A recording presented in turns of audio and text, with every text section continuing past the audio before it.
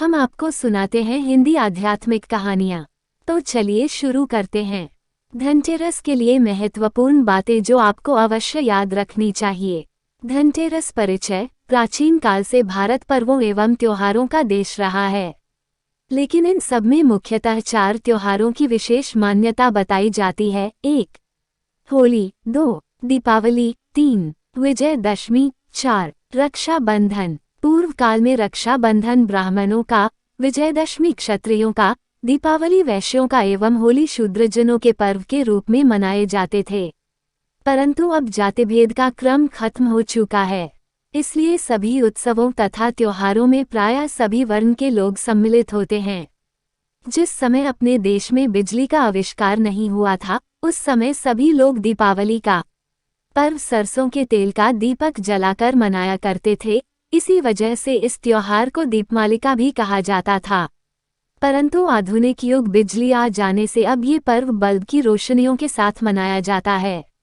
लेकिन आज भी कहीं कहीं देव मंदिरों या तीर्थ स्थानों में तेल के दीपक जलाने की प्रथा विद्यमान है। वर्ष भर में दीपावली का ही एक अनोखा त्योहार है, जो कि निरंतर 5 दिनों तक चलता रहता है। धनतेरस क्यों मनाया जाता है?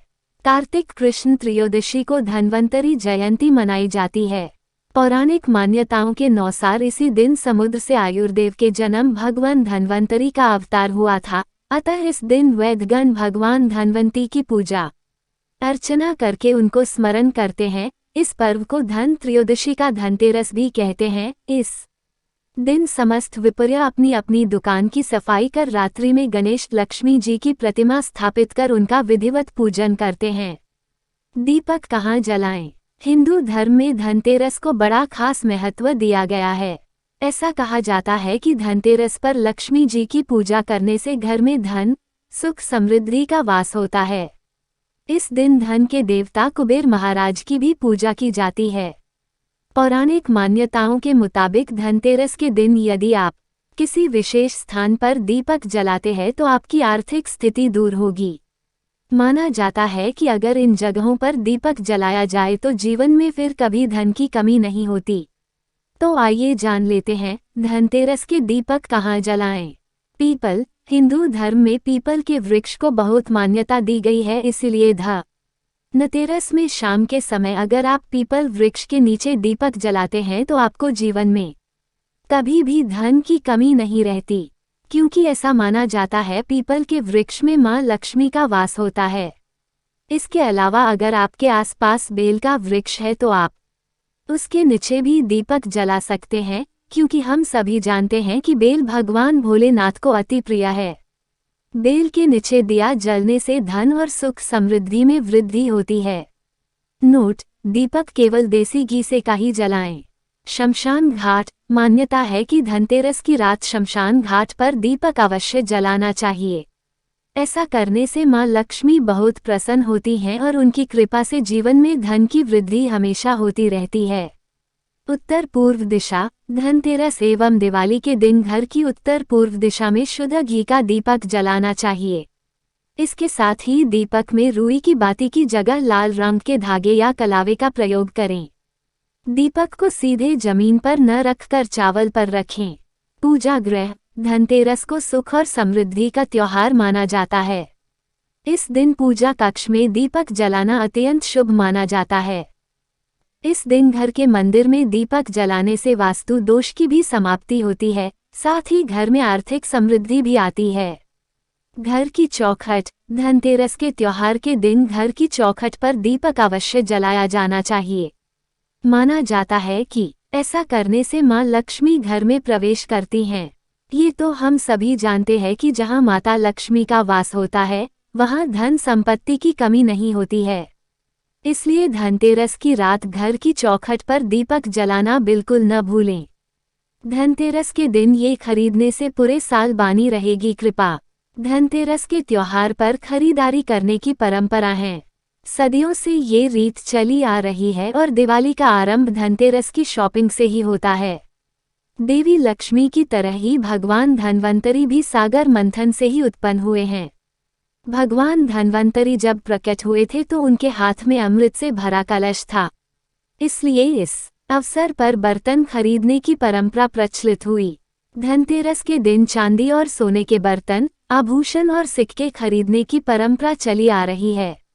सोना सौंदर्य में वृद्धि तो करता ही है, इसके अलावा मुश्किल घड़ी में संचित धन के रूप में भी कार्य करता है। इसलिए कुछ लोग शगुन के रूप में सोने या चांदी की भी खरीदारी करते हैं। ये भी कहा जाता है कि इस दिन धन वस्तु खरीदने से उसमें 13 गुना की वृद्धि होती है। लोग इस दिन ही दीपावली की रात की पूजा के लिए लक्ष्मी व गणेश जी की मूर्ति भी खरीदते हैं। मान्यताओं के अनुसार इस अवसर पर धनिया के बीज खरीदकर भी लोग घर में रखते हैं। ऐसी कहा जाता है कि इस दिन सूखे धनिया के बीज खरीदकर घर में रखना भी परिवार की धन संपदा में वृद्धि करता है। दीपावली के बाद इन बीजों को लोग अपने बाग बगीचों या खेतों में बो देते हैं। ये बीज उन्नति व धन वृद्धि के प्रतीक कहलाते हैं। बदलते दौर के साथ लोगों की पसंद और जरूरत भी बदलती जा रही है। कुछ लोग धनतेरस के दिन काफ़ी महंगी वस्तुएं भी खरीदते हैं तो कुछ जरूरत की वस्तुएं खरीदकर धनतेरस का पर्व मनाते हैं। डेवलपमेंट के इस दौर में भी लोग अपनी परंपरा को नहीं भूले हैं और अपने सामर्थ्य के अनुसार यह पर्व मनाते चले आ रहे हैं। आजकल धनतेरस के दिन वाहन खरीदने का फैशन सा बन गया है। लोग इस दिन गाड़ी खरीदना शुभ मानते हैं, जबकि कुछ लोग मोबाइल, कंप्यूटर और बिजली के उपकरण इत्यादि भी धनतेरस पर ही खरीदते हैं।